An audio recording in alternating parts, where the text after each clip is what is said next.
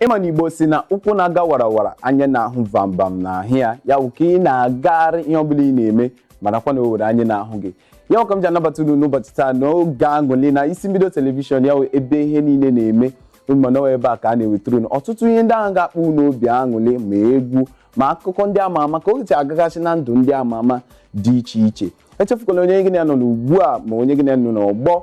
ka bụkwa Maazị Edom Ikechukwu Samuel aha m agbanwebekoghị. Dịka o si dị akụkọ anyị ji bịa n'ụbọchị taa dị ọtụtụ ọ dọrọ adọrọ mana tupu m akọpụtara unu akụkọ ndị anyị ji wee bịa echefukwala iso anyị na webụsaịtị anyị dị iche iche zitere anyị ozi anyị ahụ na-enye gị nsogbu ire ma o were ozi chọrọ izisa gị zitere anyị ozi na webụsaịtị anyị nke dị na www.isimbido.tv. echekwara na izitere anyị ozi na Instagram, Twitter nakwa Facebook. Ị ga-enweta anyị na @isimbidotv. Gị chọzi ikiri ihe niile n'uju a ka ị mara otu anyị si ewetara unu ya n'Isimbido TV gị gaa na youtube.com/isimbidotv gị nwee ike kirie ihe niile anyị na-ewetara gị. Dịka o si dị akụkọ nke mbụ m na-eji bịa n'ụbọchị taa akụkọ Amaama ọtụtụ n'ime unu ewe ndị lere ihe gbasara ihe onyonyo mgbe ochie a na-akpọ Snake Girl ma ọ dị ka ọtụtụ n'ime unu ga-asị etekwala ihe ejije a m kiri ya kana ọ were akụkọ na-agagasị na ịntanetị ya na soshal midia gbasara Kosi dịka ọ na-ekwu okwu gbasara Halima nakwa Uche Obodo ewere ihe foto Uche Obodo na Halima ha sere ihe ọ na-akọwapụta na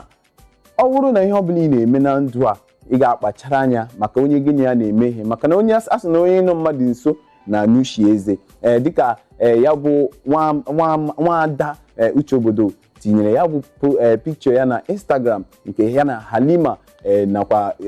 Uche Olendo nakwa na ya nwa n'onwe ya nọ na ya bụ foto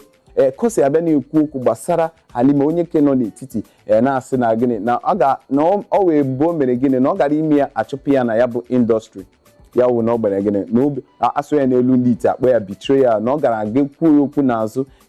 okwu ahụ o kwuru emechala achụpụ ya ọfụla ihe ntakịrị ka achụpụ ya na ya wụ movie industry. Onye mana abịa na ihe ejije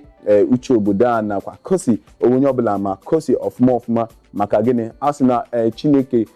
ji ma Nkiru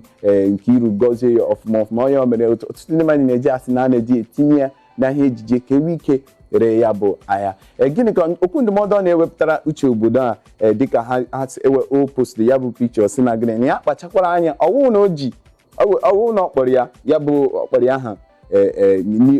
aha kpọmkwem kama o wetu o si rute ya bụ okwu ahụ aka onye ọbụla nwere uche wee amamihe ga-amata onye ọ na-ekwu maka ya. Ebe a ka a ga-agụtụ n'obere ezumike ga-agbarịtụ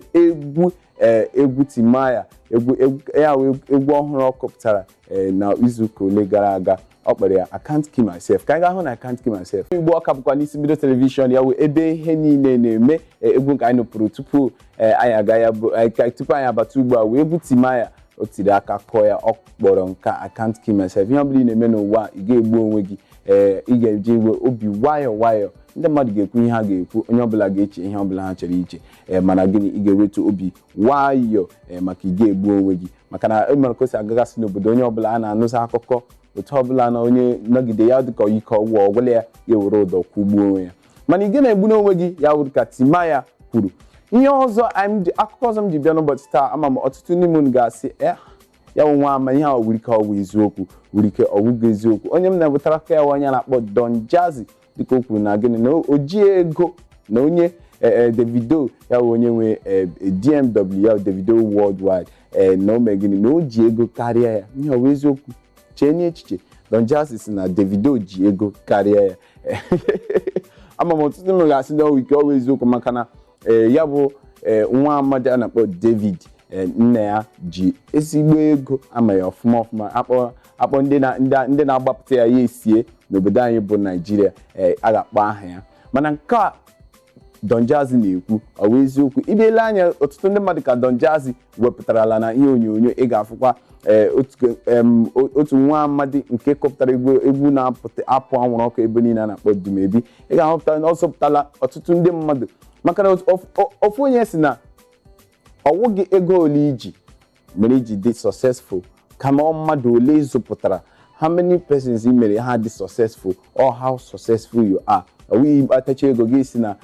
akpatara m ego dị otu ya ahụ na adịla m successful mba ibelekwa ya Don Jazzy ị ga-ahụ ọtụtụ ndị mmadụ nke ọ kpọpụtara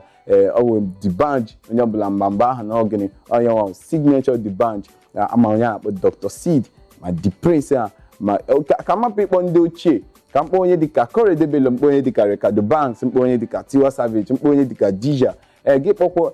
ọtụtụ ha dị iche iche ya ka m na-akọwa nna aja si na gịnị na ihe a Don Jazzy na onwe ya kwuru ọ wee eziokwu si na ya Davido ga ya jiri ego ebe ka anyị ga-aga gbọrọta unu obere egwu ka anyị ga-confirm go n'ihe